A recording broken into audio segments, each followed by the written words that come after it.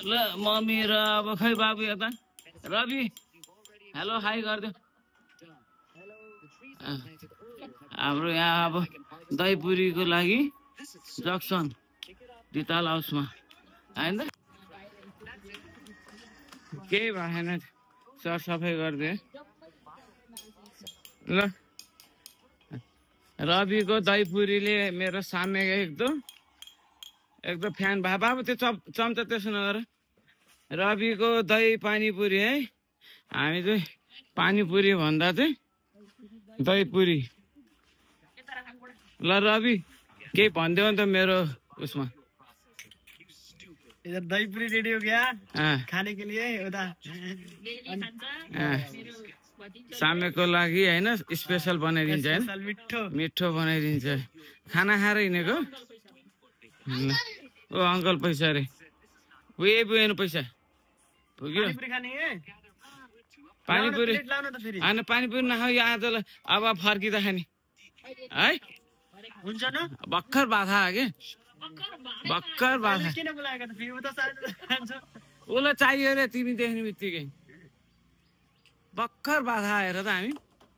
ल अहिले फर्किँदा चाहिँ पानीपुरी खामला है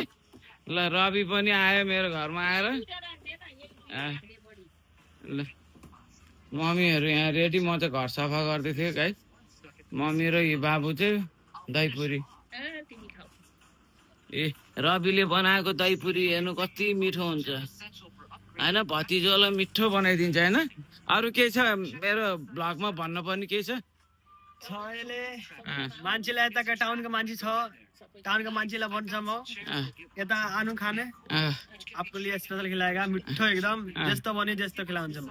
सुक्खा गिलो जस्तो मटन खाने जस्तो खिलाउँछ म ओके ल फोन नम्बर पनि मैले यहाँ राखेँ होइन रविको कुन हो नम्बर भनिदेऊ त यो त Indian number WhatsApp Indian number हो नेपाली ल